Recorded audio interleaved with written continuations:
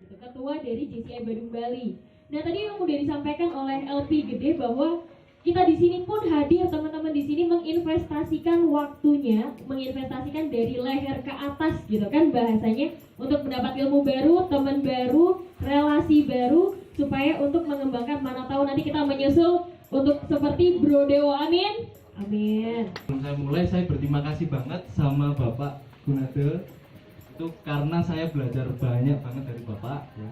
Dari beliau saya belajar banyak banget, terutama ya di bagian pertanian saya banyak banget belajar dari beliau, dan juga Bro LP Gede Brawi Suara ya.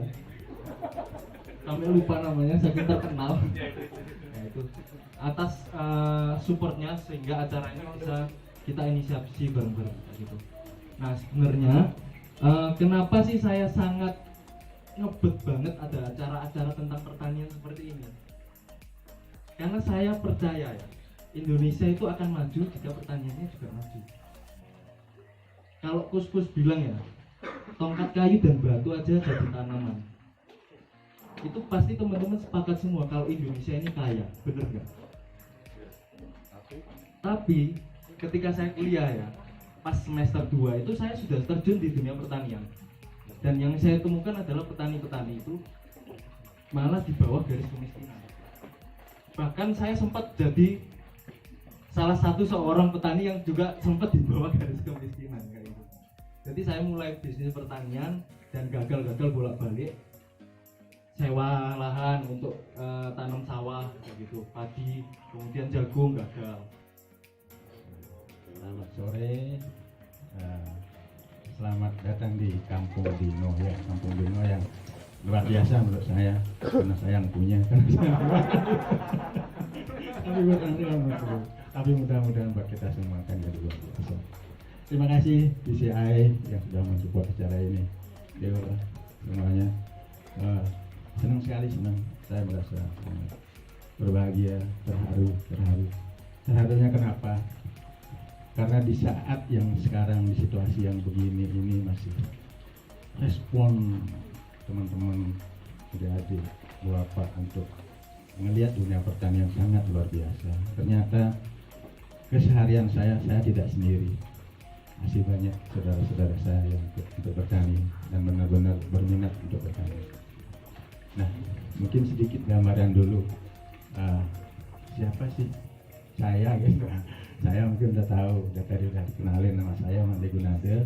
Ini kampung saya, kelahiran saya di sini, tempat lahir saya di sini. Nah, pekerjaan saya ya tukang sayur lah. Kalau dibilang dari awal dagang jukut gitu. Ya, nggak ada bedanya sebenarnya. Karena saudara-saudara di sini kemana Cide gitu. Saya dagang jukut gitu. Mana? Tapi dagang jukut saya bukan di pasar becek gitu. Dagang jukut saya hampir menyentuh brand-brand internasional semua. Itu udah hampir 28 tahun ya. 28 tahun. Banyak brand-brand, rata-rata sih brand asing semua yang kita pegang ya. Sama yang sendiri sekarang di seluruh Indonesia ada McDonald, ada Burger King, ada Awi, Wendy's, Open, Carl Junior, Wingstop, Kapok, ada di Jakarta, Surabaya. Nah, semua berawal dari sini, dari kampung saya. Nah, bendera dari bisnis saya ini dari tahun 93 sampai kemarin di 2019 itu adalah UDW Gunamakmur, karena benar-benar sendiri. Nah, di tahun 19 kita melihat bahwa ada peluang untuk ekspor segala macam, perkembangannya luar biasa, maka kita rubah jadi bendera PT Wiguna Alam Persada. Nah, itulah perjalanan bisnis saya, dan keseharian saya tetap bertani, nggak ada bedanya. Sehingga petani dagang jukut, iya gitu. Tapi dengan konsep dan manajemen yang beda, nasib kita juga beda. Nah, dari sanalah saya belajar kenapa sekarang kok ada PHK gitu. Nah, kalau kita cerita nanti tentang bingung segala macam akan panjang sekali. Mungkin karena waktunya terbatas dan juga kita punya sedikit waktu. Mungkin dari PHK ini yang menggelitik gitu.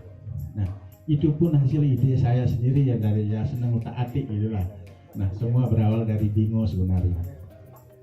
Apa itu bingo ya? Bingo bisa ngomong menurut saya. Saya balik ke kampung, ini dulu belakang rumah, itu tempat processing saya, processing sayur kecil-kecilan, ya pabrik kecil lah. Nah, pabrik kecil kita ada satu di sini untuk area Bali Lombok, ada di Batu satu untuk area Jawa Timur, Malang, sampai di Madiun, terus Kediri. Nah, satu lagi ada di Puncak Cipanas untuk area Jabodetabek, Bandung, sama yang keluar pulau, Remote Island, sampai Batam, Medan, Balikpapan, semua desa. Nah, mengawali dari sini, apa itu PHK gitu ya. Nah, kejadian yang membuat saya tergelitik dengan PHK sebenarnya. Kemana-mana saya semenjak COVID ini pasti selalu saya dengar PHK gitu. Ya.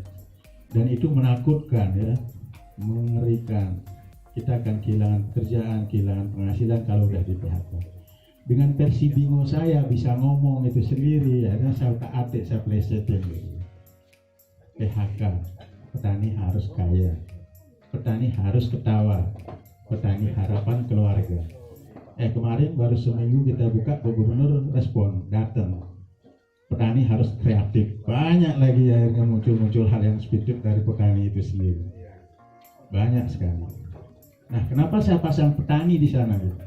Nah, apa yang kita pelajari bertahun-tahun, apa yang kita lihat kenyataan di lapangan bertahun-tahun dari saya kecil sampai sekarang. Kalau kita udah ngomong petani, apa yang ada di kepala kita? Hah? Apa yang ada di kepala kita? Kalau udah bilang, mana petani? Nah, akhirnya apa yang harus mengikuti petani? Harus kaya. Dan kenapa kita harus angkat petani? Dan selama ini petani selalu direndah. Negara kita negara agraris katanya. Ya. Tapi kenapa kalau kita begitu ngomong petani, image kita selalu jelek, selalu bawah, selalu miskin. Makanya saya ingin mengangkat nama petani itu. Yuk kita hidupkan petani. Di sisi lain lagi, siapa yang nggak hidup dari hasil pertanian? Siapa yang nggak makan dari hasil pertanian? Semua kita nikmat dari hasil pertanian. Kalau bahasa bingonya nyambung semua. Sebenarnya konsep spiritnya itu dari bahasa bingo sendiri sebenarnya. Petani. Kenapa petani? Karena kita semua hidup dari hasil pertanian. Petani itu di mana? Di alam, di bumi. Kita sekarang coba kembali ke alam dalam situasi begini. Dekatkan diri dengan alam. Muliakan alam. Pasti hidup kita nyaman. Apa yang nggak bersumber dari alam? Semua dari alam. Dan yang paling dekat dengan alam adalah petani. Kita muliakan petani sekarang, kita angkat petani. Itu prinsip dasar dari sebuah munculnya PHK. Nah, harus kaya. Kenapa harus kaya? Kaya. Saya yakin di setiap kepala kita, di setiap hari pikiran kita pasti ada keinginan kaya. Tapi kebanyakan kaya itu terjebak kita dalam mengukur di materi dan uang. Padahal di sisi lain sebenarnya kaya itu banyak. Kalau kita udah kaya, yang lainnya uang dan materi itu akan mengikuti. Saya buktikan sendiri. Sehingga saya wajib untuk berbagi. Kaya yang pertama untuk saya adalah kaya spiritual dulu. Karena saya yakin kepercayaan apapun kita, agama apapun kita, dengan spiritual kita selalu diajarkan doa. Dan fundamental dari doa menurut saya adalah suatu keyakinan. Kalau kita nggak yakin doa kita nggak ada apa-apanya. Kita berdoa untuk suatu keyakinan. Begitu juga nanti di PHK.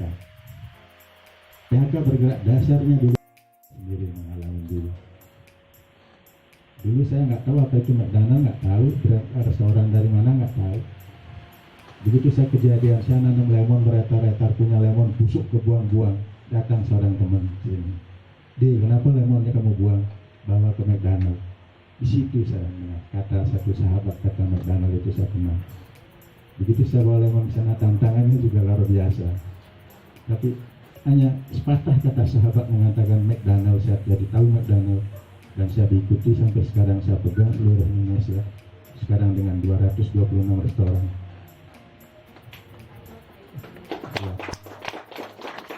Awalnya bukan saya sendiri ujung-ujung tahu McDonald sewa barang, enggak, hanya sepatah kata sahabat yang menunjukkan buat saya. Sehingga jangan sia-siakan sahabat. Sahabat itu yang luar biasa untuk saya. Nah, kaya itulah. Kalau kita udah kaya spiritual, intelektual, udah kaya uang, kaya materi, jangan lupa kaya juga buat berbagi. Nah, prinsip dasar akhirnya dengan PHK ini apa? Misinya apa dari PKK ini sendiri? Berbagi dalam pembelajaran. Kita tidak berbagi cuma-cuma. Caranya bagaimana? Nah, konsepnya adalah sebuah konsep PHK. Nah, PHK itu kita punya misi berbagi dalam pembelajaran, bukan berbagi cuma-cuma. Kalau dalam situasi ini kita berbagi cuma-cuma, satu kasih teman satu sak beras, satu tray telur, uang 100. Saya terus teman-teman yang PHK benar, yang kehilangan pekerjaan, yang mau cari yang tambahan dan mau belajar bertani, yang tidak punya tanah mau belajar bertani, ayo gabung di PHK gitu. Begitu. Nah, barang-barang dari kebun kita tidak jual peranjangan ke pasar begitu dengan harga yang nggak jelas. Kalau kita udah tahu HPP-nya di kebun, untungnya ada di kebun, baru saya kasih patok volume untuk kami PHK. Lagi. Saya suruh, ini bisa nggak saya gabung di PHK? Apa aja bisa. Semua kalangan dari semua sektor nanti akan sentuh oleh PHK. Lalu bagaimana saya beli berani bayar berapa sawi saya? Terus saya nggak mau ngomong soal bayar. Saya balikin, kamu ada hitung besar. Tujuannya apa? Bukannya bunga bank dong. Saya menganggap kamu itu punya duit sama sekali, kamu pinjam dari orang lain. Bukannya bunga bank. Mungkin kalau butuh 1 tahun, kalau butuh 1 kilo. Karena kenyataannya kalau itu subur bisa 2 kilo sampai 2,5 kilo. HPP-nya akan lebih rendah lagi. Nah setelah itu, baru saya kasih, kamu minta untung berapa? 2.000 beli ya. Nah, sawi di pasaran bisa 500 ada yang beli, bisa 7.000 iya, bisa 10.000 iya, tapi ada yang berani ngasih kepastian? Nggak ada. Petani tetap bimbang, petani tetap ragu. Tambahin 800, jadi berapa? Cuman 2.200, iya. Itu udah untung 1.000. Nah, kita bangunlah stokis sekarang. Di Tabanan dan Pasar, Gianyar. Lalu waktu dekat kita buka Bandung. Karena responnya udah banyak sekali. Banyuwangi, Surabaya, Jabodetabek. Kita siap buka. Nah, gimana stokis ini? Nah, stokis ini kita suruh jualan. Kita ngebantu lagi komisi dasar berbagi dengan pembelajaran. Kayak pada tadi yang PHK kehilangan pekerjaan, teman-teman yang mau cari hasil tambahan di bawah bisa rekrut motor-motor mereka untuk gabung jadi PHK, jadi sales, jadi tukang sayur, door dengan bergerak stokis di bawah. Sekarang kita hampir 20 ya, ayo kita 20 stokis dan yang nunggu juga masih banyak di bawah yang udah gabung. Nah itu motor-motor bergerak. Pada awalnya kita kasih ide untuk membantu mereka, oke 5 motor lah dulu siapin 1 stokis. Akhirnya apa? Ada yang punya 10, ada yang punya 7. Nanti kalau 5 aja mereka punya motor untuk yang mau gabung. 20 stokis. Yang punya berapa? 100 motor ya. 100 motor yang bergerak. Tapi di bawah udah lebih dari 100 motor. Kalau 100 motor aja bergerak, kita tempelin sawi 1 kilo aja tiap motor. Kita udah bisa ngasih 100 kilo per hari.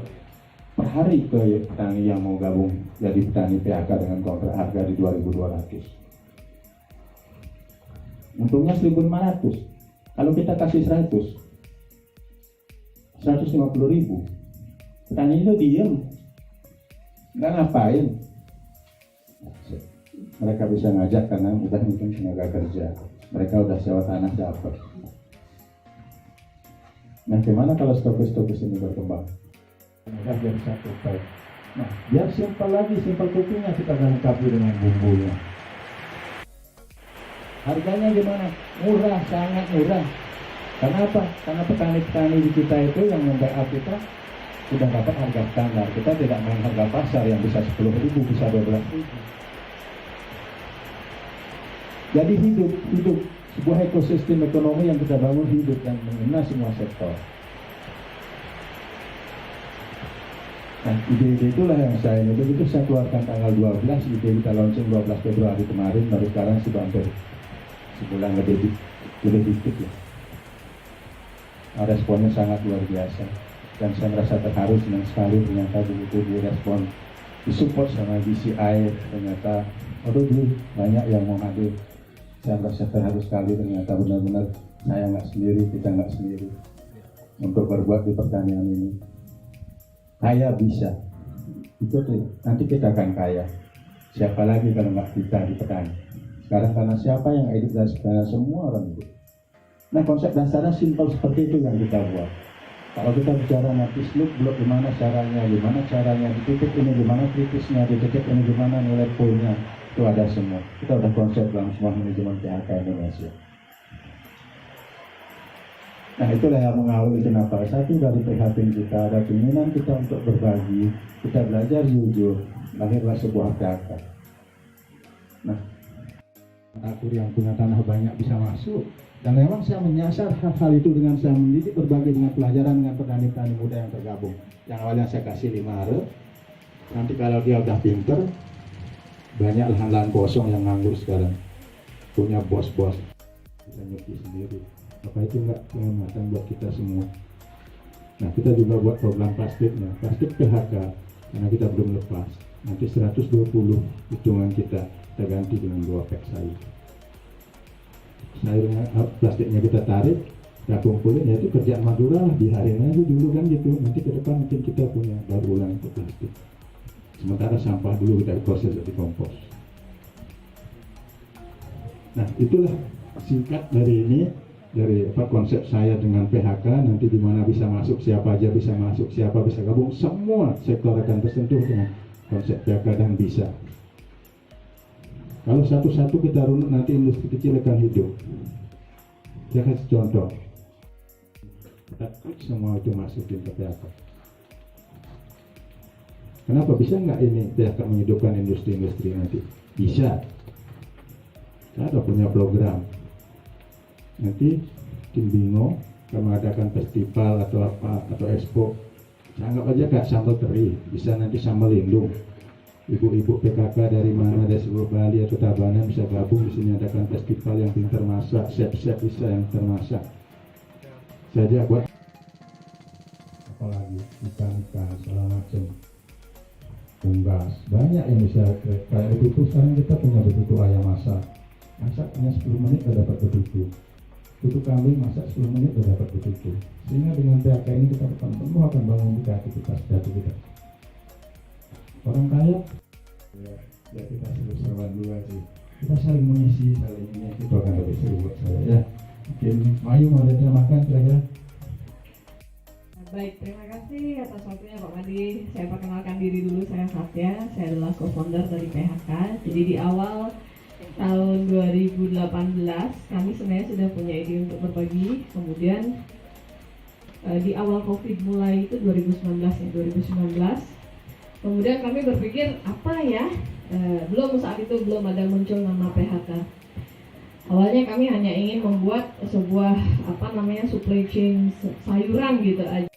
Nah, yang sudah dijelaskan panjang lebar oleh Pak Made. Yang saya tauladani dari Pak Made ini adalah teman-teman sudah melihat sosoknya ya. Padahal di balik itu semua ada bisnis besar yang sebenarnya beliau handle. Dari sini kita belajar bahwa petani itu juga punya peluang yang sangat tinggi untuk berkembang.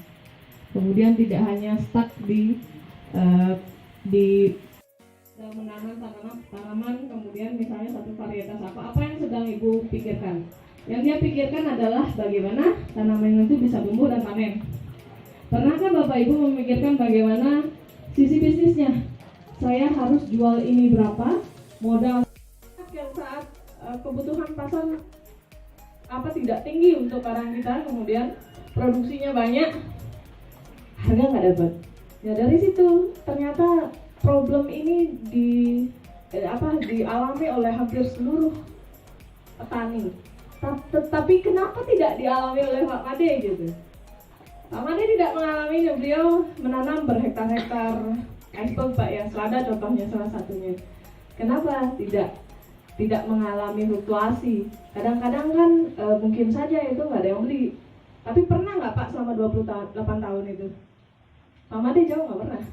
Kenapa? Karena dengan resto-resto internasional ini, mereka sangat menjamin bagaimana harga, bagaimana dia mengambil barang kita, asal ya seperti yang tadi dibilang, kualitas, safety, quantity-nya tetap. Ada problem karena cuaca, kita nggak punya selada, sedangkan kita memang harus punya selada. Jadi kita itu datangin selada dari Australia, habis semua tabungan Pak Made, bukan tabungan saya. Habis semua tabungannya Pak Made, tapi itu namanya komitmen, itu yang dibutuhkan dari resto-resto asing ini, sebuah komitmen. Apapun yang terjadi ya kita harus tetap supply, karena kalau kita tidak supply sekarang ini misalnya, karena kita ada pertemuan dengan GCI, kita nggak usah supply aja Pak seluruh Indonesia ya, sibuk ngurusin teman-teman ini gitu. Jadi mereka nggak bisa jual burger Pak gitu. Itu komitmen antara kita petani dan juga dengan para resto yang memakai jasa kita. Hampir ada 20 merek internasional, kemudian kalau yang lainnya resto-resto di wilayah-wilayah khusus seluruh Indonesia. Jadi di Gunalam Persada sudah berdiri sekitar 30 tahun Pak ya, dan PHK ini baru berusia 2 bulan. 2 bulan. Dari launching belum 2 bulan, kemarin kami launching 12/2/2021 gitu. Ya, 2 bulan. Jadi dalam 2 bulan apa yang bisa kami lakukan? Kami di Bali sudah sekarang ada 27 stokis. Di Gianyar, Denpasar, Bandung, Singaraja. Astungkara tanggal 15 ini kita launching di Bandung, mohon doanya. Kemudian tanggal 25 kita akan launching Jabodetabek, mohon doanya juga untuk teman-teman semua. Dan Astungkara juga, mudah-mudahan berkat doa teman-teman semua kita bisa sampai ke Taiwan dan Malaysia untuk Burger King. Ya, sekarang mudah-mudahan ya, mohon doanya semua. Jadi demikian sedikit tambahan dari saya. Saya ini tipenya gini, suka kesel sama Pak Made. Suka kesel ya, jujur. Suka kesel. Kenapa? Setelah 28 tahun, nah kalau petani-petani muda itu muncul semua, menginspirasi. Banyak ya, banyak petani-petani muda yang baru muncul ke permukaan, kemudian menginspirasi banyak orang. Pak Made baru muncul setelah 28 tahun. Kemarin itu kemana aja gitu. Tipenya memang tipenya Bapak ini adalah tipe yang tidak suka terlihat. Jadi setelah ada GCI, mungkin ada beberapa teman-teman dari media yang memang sudah tahu track recordnya, kemudian latar belakangnya, baru memaksa untuk wawancara, baru jalan. Kemudian kemarin Bu Gubernur mengunjungi Pak Putulek sebenarnya, tapi baru berkenalan dengan Pak Made, baru muncul gitu. Karena memang tipenya memang low profile, satu, kedua memang ya itu apa Pak namanya itu di balik layar. Ya, saya ini motonya Pak Made. Saya tidak perlu terlihat, yang penting saya berbuat gitu. Astungkara nanti bisa menginspirasi yang lain. Oke, baik, terima kasih atas waktunya teman-teman UCI. Sekarang kita baiknya berdiskusi. Waktu saya kembalikan kepada restoran yang tertarik itu. Ada kemungkinan nggak itu kemarin? Boleh dijawab dulu Pak. Terima kasih. Lakukan yang namanya sertifikasi. Nah, kita udah dapat hak prima 3. Nah, kalau di produk-produk saya di McDonald itu sertifikatnya adalah dari RBI. Ya, yang ada lagi satu dari SQMS itu Supplier Quality Management System, itu di audit independen. Kalau kita nggak lolos itu, nah di sana kan di audit residu pestisida semua, E. coli, salmonella semua ada di sana, dan itu tidak boleh terjadi. Ada batas minimumnya yang boleh terjadi.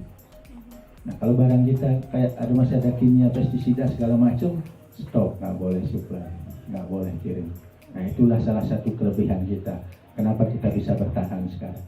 Karena benar-benar kita punya jaminan quality di sana. Nah, untuk sayur-sayur yang lain, kita tetap mengacu dengan ramah lingkungan sekarang, pelan-pelan. Nah, karena banyak petani yang gabung kayak kebun saya di atas, itu benar-benar kita akan menekan pestisida. Apalagi kalau cuaca bagus, pasti kita tidak akan kasih pakai. Itu ya. Saya terima kasih sekali, ini memang prospek pasarnya sangat luar biasa. PHK bergerak untuk itu ke arah organik, sayur-sayur organik. Tapi kita butuh waktu. Yang sekarang udah organik adalah salad dari PHK. Itu pasti udah organik. Ya. Bapak dan narasumber yang di depan, ya saya sedikit bercerita Pak ya, pengalaman kegagalan di mana saya menekuni di bidang pertanian. Nama saya Komang Suardite dari Abian Semal Badung Pak, asli saya negara tapi tinggalnya di Abian Semal. Jadi singkat cerita saya dari 95 saya memang di pariwisata Pak. Jadi pariwisata yang begitu euforianya, saya merasakan dampak dari pariwisata itu luar biasa.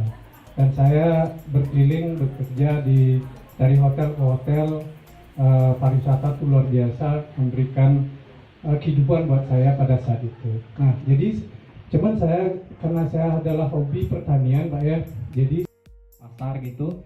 Kan banyak tuh pasar subuh, kalau di tempat saya ada pasar subuh. Jadi pasar subuh itu dia banyak peminatnya karena lumayan murah. Jadi coba gitu Pak. Kebetulan saya lihat ini di JCI Depok, saya ikut seminar. Akhirnya buntu ditipu orang kan begitu. Simpelnya kan begitu ya Pak. Keinginan ada peluang besar, semangatnya tinggi, mencoba segala macam bertani, apalagi pupuk udah punya branding gitu kan. Buat saya simple apa? Terlalu mudah diperdaya orang. Kita lupa sebuah proses.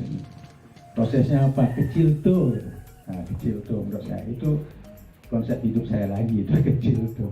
Kecil tuh kalau Bali bilang cenik tuh gitu. Nah, tapi kecil itu menurut saya jangan dianggap gampang dan jangan pernah diremehkan. Kecil tuh kenali, cintai, L-nya laksanakan, T-nya totalitas. Kenali, cintai, laksanakan, dan totalitas. Nah, proses itu mungkin meleset sedikit gitu. Kenali dulu, Bapak udah punya pupuk segala macam, kenali. Udah itu Bapak mencintai pekerjaan itu sampai menghasilkan pupuk yang bagus. Bapak laksanakan, Bapak ada konsen di sana dan totalitas. Tapi ada orang datang mengiming-imingi Bapak sesuatu yang besar. Uangnya, nilainya segala macam. Oh, nanti kita ekspor ke Dubai. Dan itu banyak ke sini dulu pernah terjadi. Kunci harganya yang jelas petani itu udah untung. Kenapa? Biar suplai kita lancar. Bisa. Kita nggak harus tersentralisasi harus ke sini enggak. Kita akan munculkan, hidupkan di daerah-daerah dimanapun berada. Kita memang akan menghidupkan petani-petani di sekitar itu. Dan sentral kitchennya pun nggak mungkin akan di sini terus selamanya. Seandainya ini besar, harapan kita besar dan harus besar gitu. Nggak cukup sih, kenapa nggak kita bangun sentral kitchen di Abian Semal misalnya, dengan petani-petani di sana. Barangnya yang udah ada di sana, petani di sana itu yang kita kumpulin, gitu yang kita olah. Kalau yang nggak ada di sana kita kirimin dari sini, kita saling subsidi, saling isi. Itu yang akan terjadi di PHK. Fleksibel Pak. Nah, itu kira-kira Pak ininya tentang untuk PHK. Nah, nanti untuk gimana teknisnya kita ada kembali ke diri kita masing-masing. Yakin nggak? Bisa membedakan tak mana yang konsep benar, mana konsep salah? Intelektualitas kita diuji. Jujur nggak kita dengan ini nanti? Jangan-jangan kalau kita nggak jujur, ini harga di pasar 10.000, masa sih kita kontrak di PHK, kita buat harga sepakat di 3.000, jual aja diem-diem kan begitu.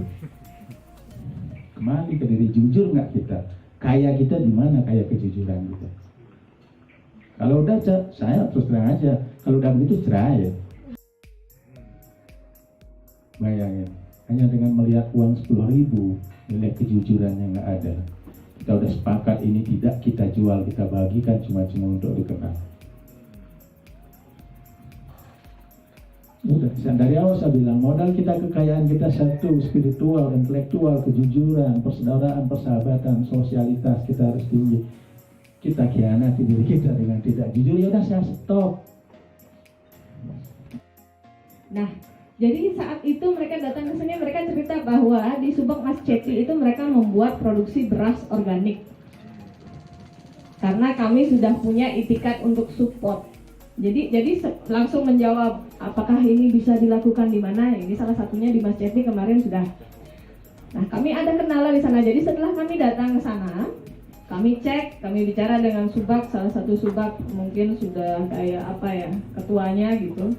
Pak Kaseh Subak Mas Ceti. Waktu itu kita berdiskusi alot panjang tentang bagaimana peraturan, kita sharing banyak. Kemudian Pak Made cuma ngomong gini, baik, kita akan coba untuk support teman-teman di Mas Ceti jika memang ingin mencoba untuk produksi beras organik, karena kami suplai juga beras seluruh Indonesia McD, tapi selama ini kami masih suplai dari Banyuwangi, jadi kami masih punya peluang untuk beras kan gitu kira-kira.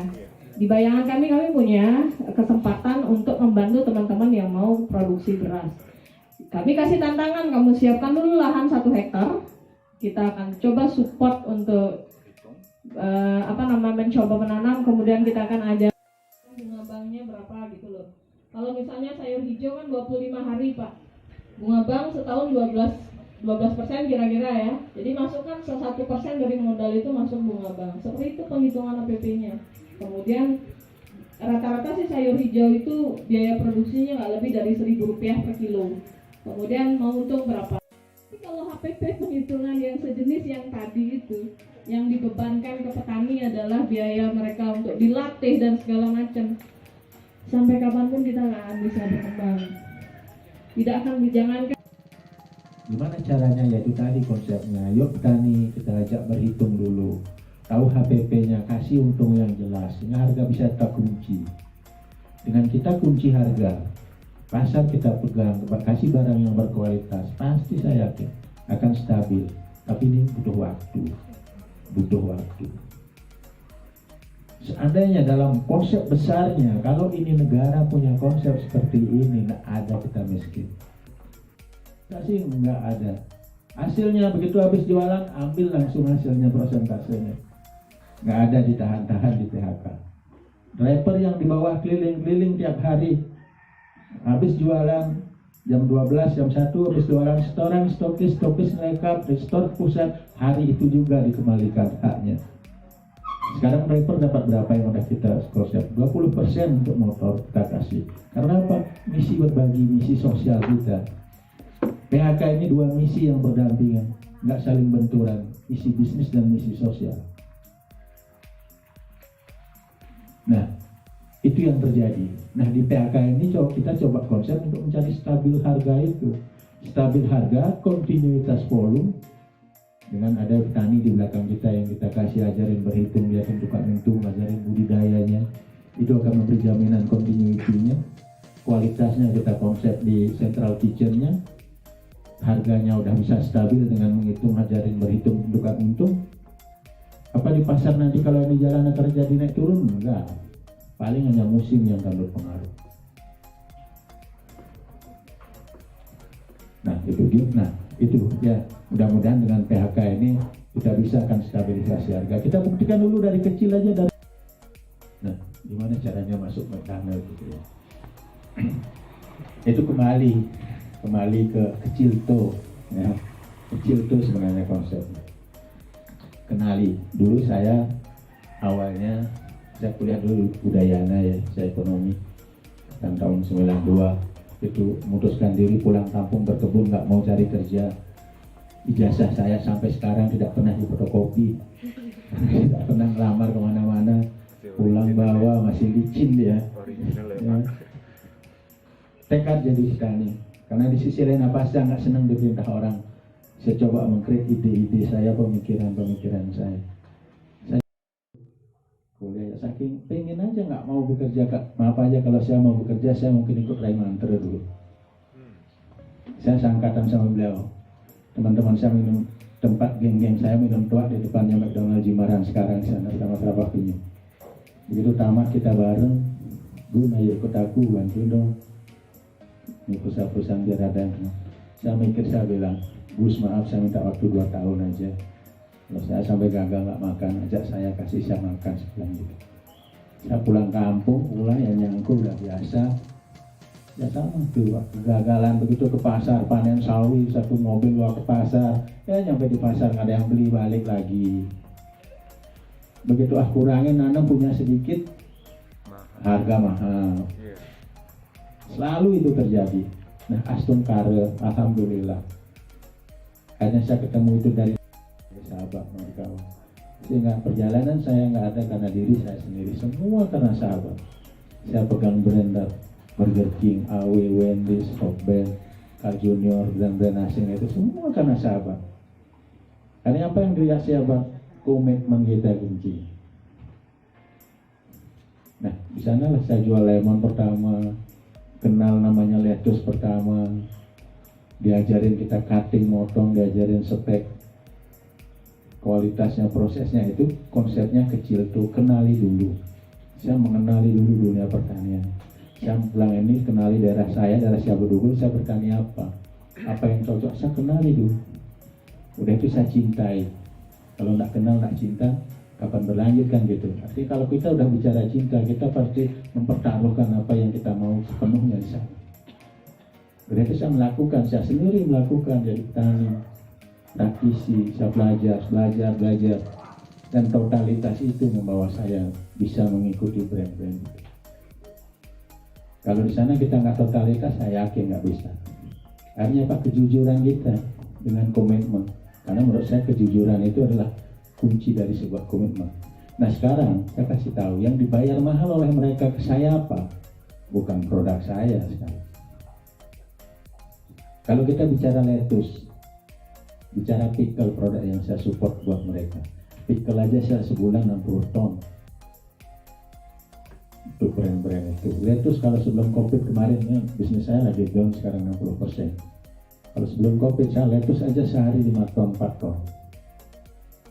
Nah petani kita nyebar, bukan hanya di Bali aja. Di Bali ada di Kintamani, ada di Plage, ada di sini. Di Batu, ada di Pujon, Jurang Kuali. Di Jawa Barat, Pengalengan, Lembang, Garut, Ciwidey, Sarongge, dekat-dekat Gunung Gede, sampai ke Sukabumi. Ada petani-petani saya di sana.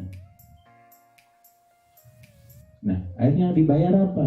Yang dibayar mahal dan dihargai di sana adalah komitmen. Hasil dari sebuah komitmen itu kita kenali dulu prosesnya, kita mencintai pekerjaan itu, pelajari spek, quality, continue-nya, gimana cara nanamnya, dan mungkin apalagi perusahaan asing. Kita diharuskan punya standarisasi, diaudit segala macam. Ikuti, kita belajar terus. Saya yang dulu nggak mengenal apa itu GMP, nggak tahu saya. Apa itu HACCP, saya nggak ngerti. Apa itu SGMS, tapi saya mengikuti. Sehingga terus terang apa yang saya dapat, rasa-rasanya saya kuliah di S3 pun nggak dapat yang begitu-begitu. Dan secara bisnis manajemen SGMS itu adalah totalitas ada di sana. Gimana ngelola perusahaan, gimana ngurus sumber daya manusianya, gimana produksinya, gimana standar dan kualitinya. Kita dapat di sana. Artinya apa? Karena kita bergaul, karena kita belajar, makanya sahabat, kita dikasih ilmu semuanya serba. Nah kuncinya itu satu totalitas. Ada yang dibayar mahal oleh brand-brand itu ke saya, ke kami apa? Bukan barang. Kalau lettuce, siapa yang bisa nanam lettuce? Petani lettuce banyak. Pabrik sebagus apa GMP-nya? Banyak orang kaya bisa buat pabrik besar. Prosesnya tinggal belajar aja. Tapi apa? Kalau komitmen nggak punya, besok nggak ada lettuce musim hujan, nggak kirim, apa yang terjadi? Tutup McDonald, tutup Burger King. Apa mereka mau? Ya enggak. Akhirnya mereka bayar mahal apa komitmen saya? Saya nggak pernah 28 tahun pegang mereka. Saya tanamkan ke tim, ke manajemen saya. Kamu jangan pernah jawab ada jawaban tidak tahu. Kalau memang belum ngerti, tunda dulu. Tanya ke yang lain, pasti kita bisa ngasih jawaban. Kembali ke komitmen. Akhirnya mereka bayar mahal kita apa? komitmen. Berapa nilainya komitmen? Kalau dinilai dengan uang luar biasa. Itu hasil sebuah proses. Ya. Sebab apa? Sebab kalau enggak gitu, sekarang aja nih saya begini ya, duduk sini gini, saya dibayar. Saya tidur, saya mana-mana saya dibayar. Saya bisa jalan, terbang kemana, nginep di hotel mewah, makan enak, dibayar. Apa yang dibayar komitmen saya? Apa yang ditakutkan mereka dari saya? Hanya satu patah kata. Sehingga mereka brand-brand asing itu sakui komitmennya luar biasa. Yang ditakutkan satu patah kata, besok saya nggak kirim, udah chaos semua. Stop. Mereka berani telat bayar ke saya, jangankan 3 hari. Sehari aja mereka udah telat dari jadwal-jadwal temponya. Kalau saya sampai telepon malam-malam, konting mereka harus kerja. Karena saya bilang apa? Petani di bawah nungguin. Jangan mainkan mereka. Petani nggak kirim, petani nggak nanam, petani nggak mau panen, apa mereka bisa? Itulah sebuah ekosistem kerjasama. Tapi kuncinya dari saya yang saya pegang selaku manajemennya. Saya stop, mau nggak kirim. Bisa dihitung nilainya. Satu burger Big Mac hanya isinya 35 gram lettuce. Saya kalau nggak kirim 1 kilo sampai nggak kirim di perjanjian saya diklaim 1.300.000. Tapi 28 tahun saya nggak bisa supply. Walaupun apa yang terjadi seperti kata Mike tadi, saya import dari Australia, tabungan 6 bulan habis hanya seminggu. Apa kita putus asa saat itu? Kalau saya putus asa saat itu saya stop, saya nggak berjalan seperti ini. Tapi saya yakin itu kan terjadi. Kita belajar dari sebuah kejadian, belajar dari sebuah kegagalan. Akhirnya kita akan stabil. Nah, senangnya, bagusnya kalau kita masuk ke brand-brand asing yang udah memang punya branding dunia. Satu komitmennya dia akan luar biasa. Mereka nggak akan main-main, terutama di pembayaran, di volume. Jelas. Kita juga dituntut nggak boleh main-main di quality, continuity, dan safety itu.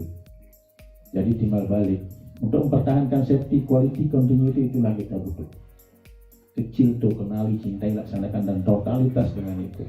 Bisnis dari PHK ini, yang pertama, peluang pertama adalah bagi teman-teman petani yang memiliki hasil pertanian apapun jenisnya, silakan untuk gabung bersama PHK.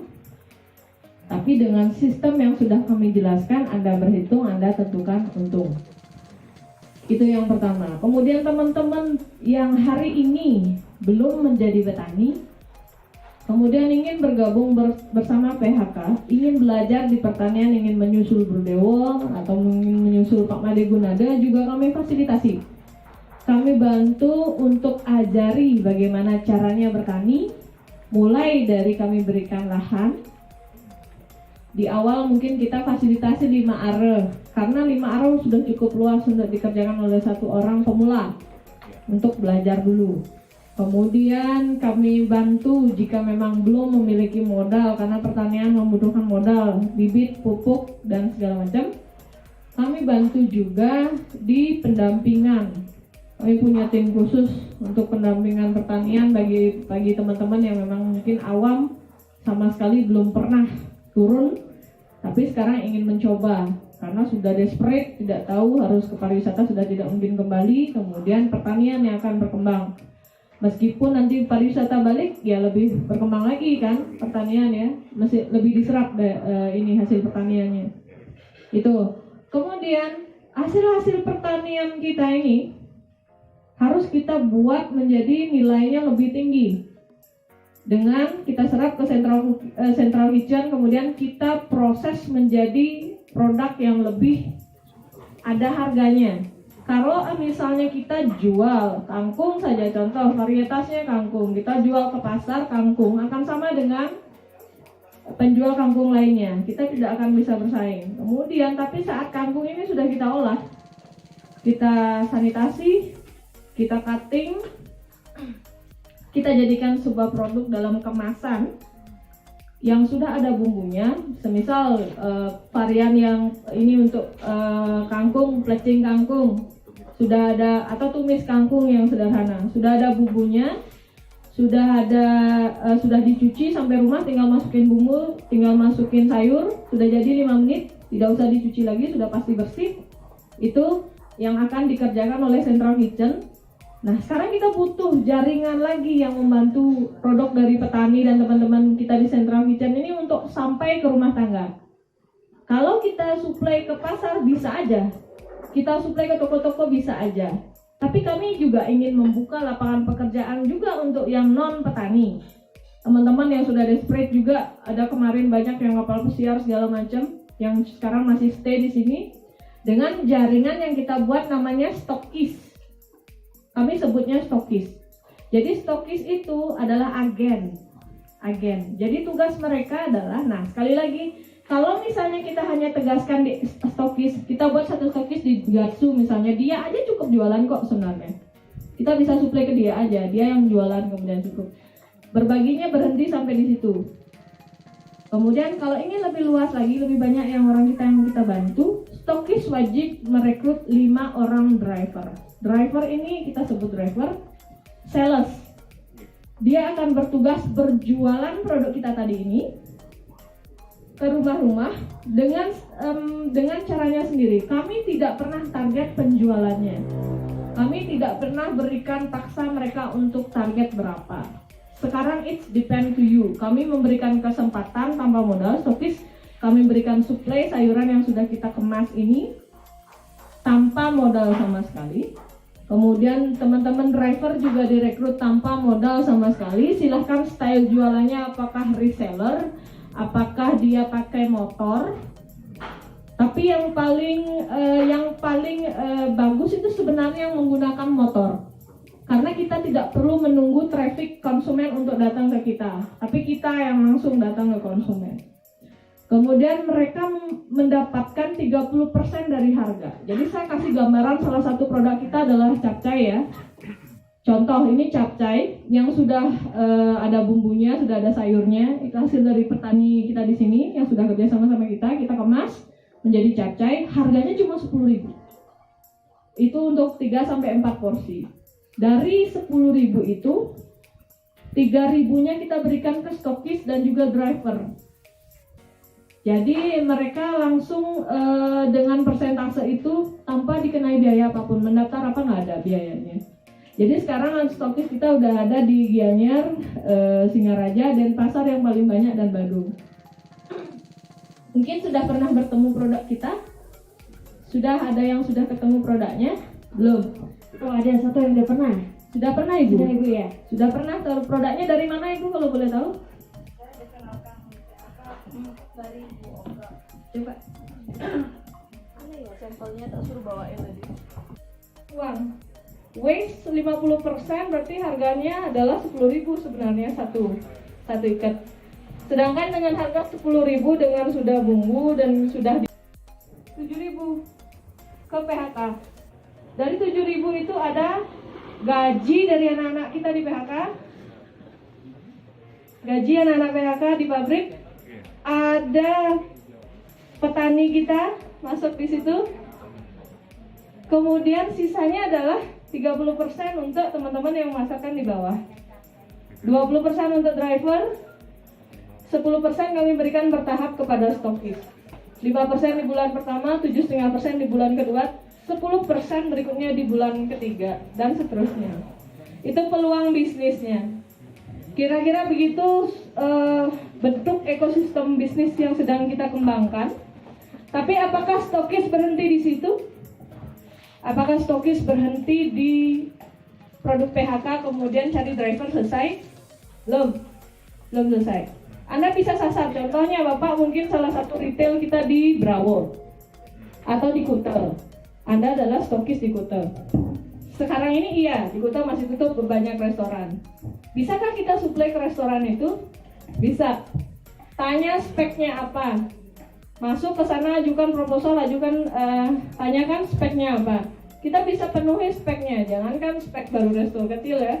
Kita sudah bisa handle yang internasional. Berarti sekarang PHK ini atau Wiguna Alam Persada ini bukan cuma milik kami sama Pak Made, tapi juga milik para stokis.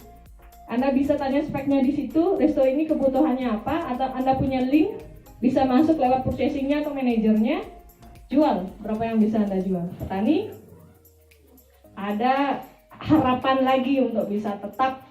Kemudian harga, kita bisa buat harga konstan selama setahun di sebuah resto. Di sebuah resto kita bisa suplai misalnya pre, daun bawang ya. Itu harganya bisa sampai 30.000 ya, dia bisa sampai 40.000. Tapi di kita stabil selama setahun. Harganya sama tetap. Gitu. Itu kemungkinan lain yang bisa dilakukan oleh stokis. Kemudian selain retail, Anda bisa masuk, kemarin ada salah satu stokis kita ada masuk ke Sike.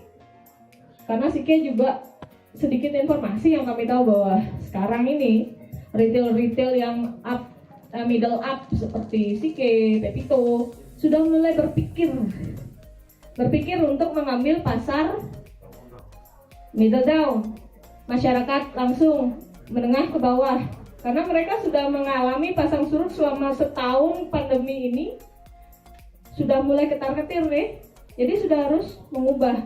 Kenapa kita biarkan mereka? Kenapa nggak kita stokis-stokis ini yang bergerak langsung? Organik mungkin bisa untuk orang-orang yang sudah mulai paham tentang kesehatan dan segala macam. Kemudian untuk orang-orang yang masih concern pada harga, kemudian quantity agar dapat harga murah, kemudian lebih banyak, tapi kualitasnya tetap kualitas yang sama yang kita berikan kepada itu. Jadi kita tidak membedakan sekarang, kualitasnya tetap sama. Cuma sekarang speknya yang berbeda. Apakah mereka mau yang organik atau yang Prima 3 aja gitu. Jadi itu peluang bisnis untuk teman-teman semua kembali pulang nanti, atau teman-teman mungkin beberapa orang ingin bergabung bersama kami karena lahannya nganggur, belum bermanfaat gitu ya.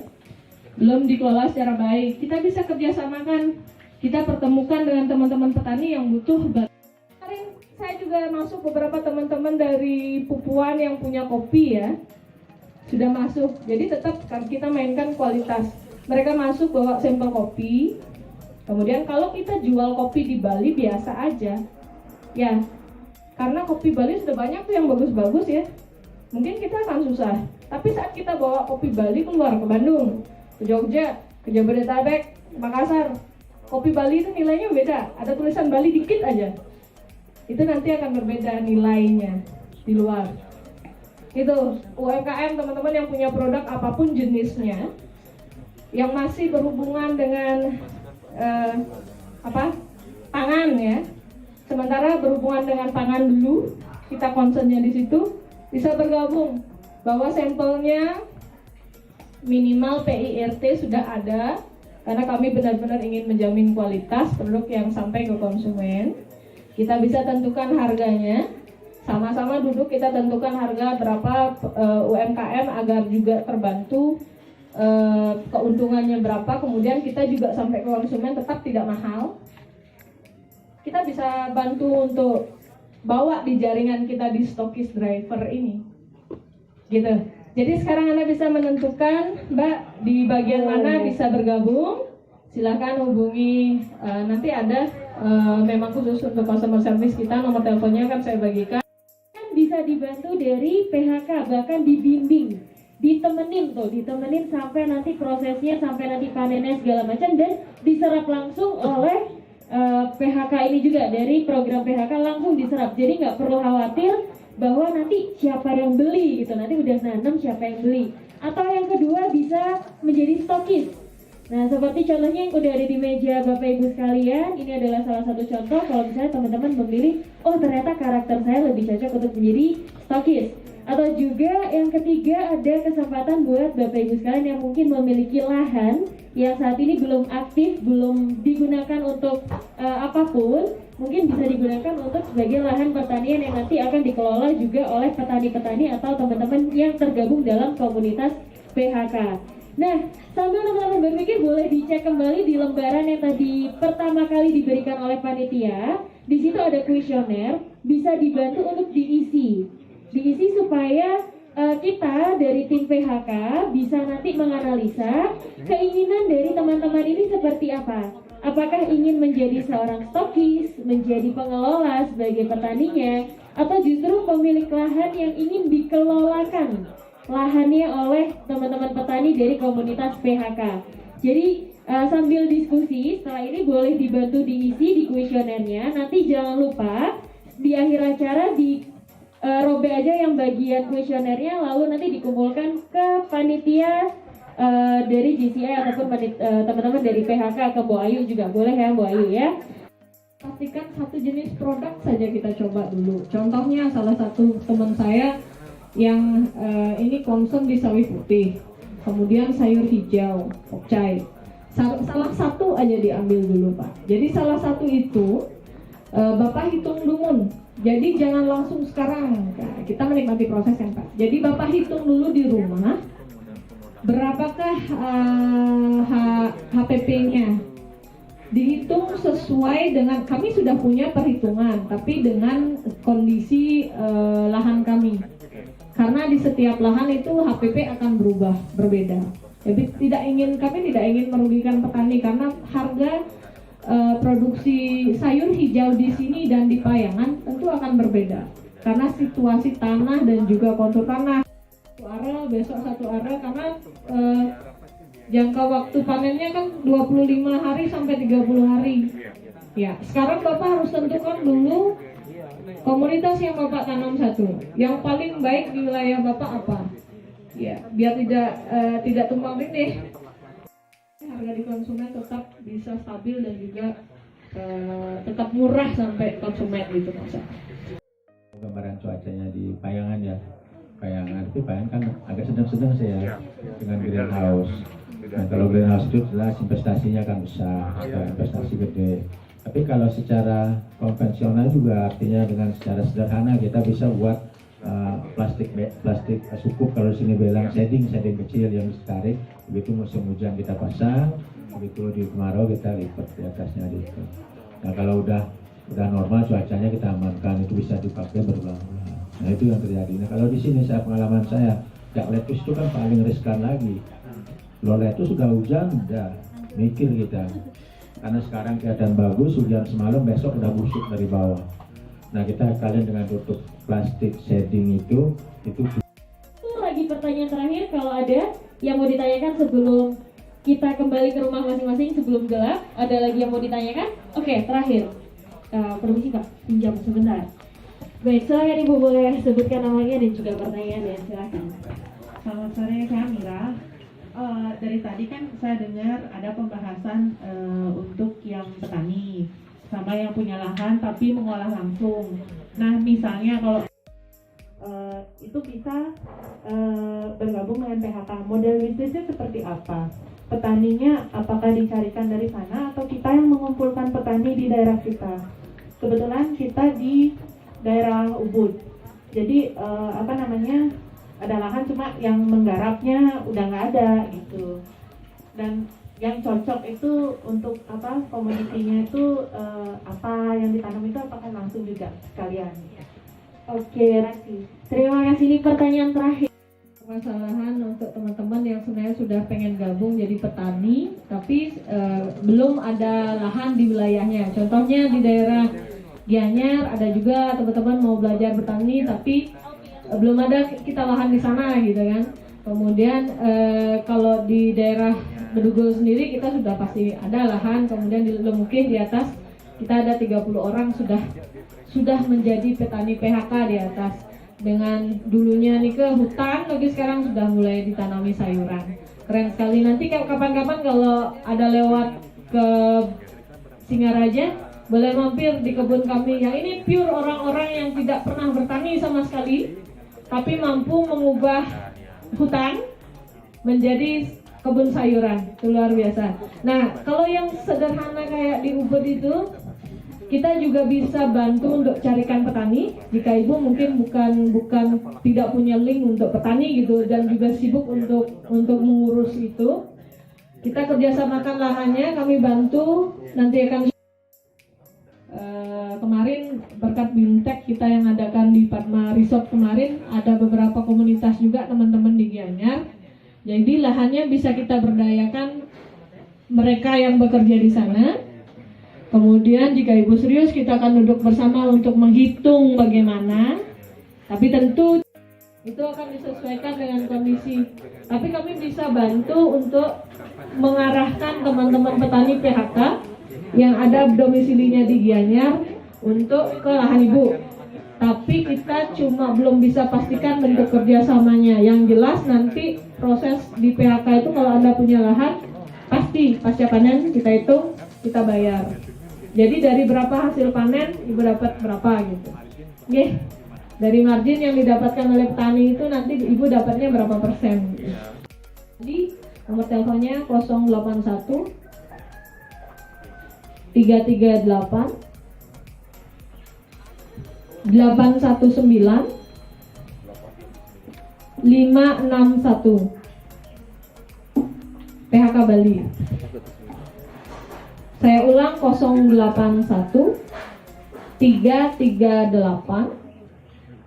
819 561.